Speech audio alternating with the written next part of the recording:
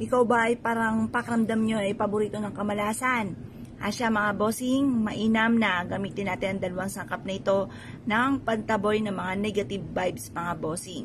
Kung parang pakiramdam ninyo ay ayaw ka ng lubayan, ay wag nyo po yung pagtitisan.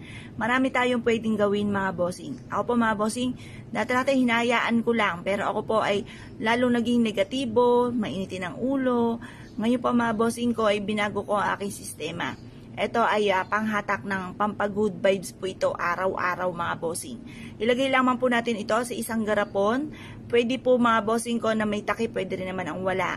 Pero mas mainam, huwag nyo na ito tatakluban. Hayaan nyo makasingaw ang ating pong bawang. Kasi ang bawang mga bossing ko ay ito po ay sa pula ginagamit pagdating sa usapin ng mga masamang espiritu o sa mga multo.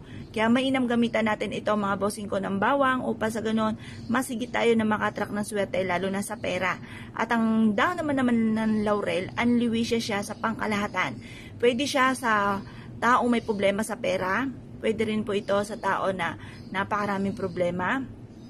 Pwede rin po ito sa tao na parang konting-konti na lang ay susuko na sa amon ng buhay para mas maging fighter, matupad ang mga kahilingan. Gamitan natin ito ng dahon ng laurel. At ultimo sa mga halimbawa, may mga nawawala or kaya po may gustong magkaroon ng baby, pwede rin po yan. Ngayon po, pagsamahin natin itong tambalang ito. Ngayon po mga bossing, ilagay nyo sa bote.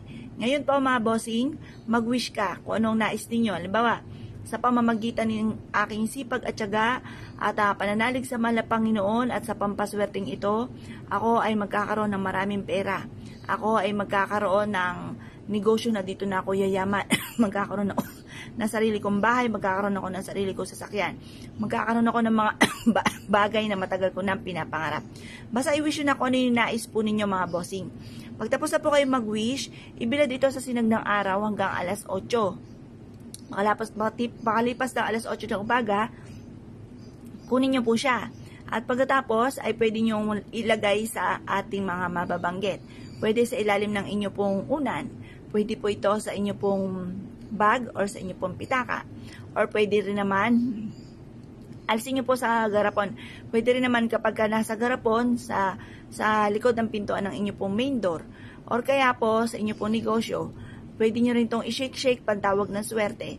Ito po mga bossing ko ay makakatulong upang sa ganon, pampag-good vibes, lagi po kayong positibo, lagi po kayong punong-puno ng pag-asa. Mapapasin ninyo na lagi kang iniaadya kung saan lagi kayo suswertihin.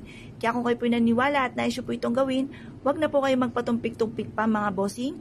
Mapapasin ninyo na lagi kayong iaadya kung saan kayo ay parang, halimbawa, isang bagay, halimbawa, hindi ka mahilig magluto, biglang pinag-aralan nyo ang pagluluto, tapos nag-video kayo, or kaya po nagtinda kayo, tapos bigla kayong nag-boom, yung parang lagi kayo iniaadya, kung saan lagi kayo suswertihin. Kaya kung ka pininiwala mga bossing, asya mga bossing ko, good luck po sa inyo po lahat.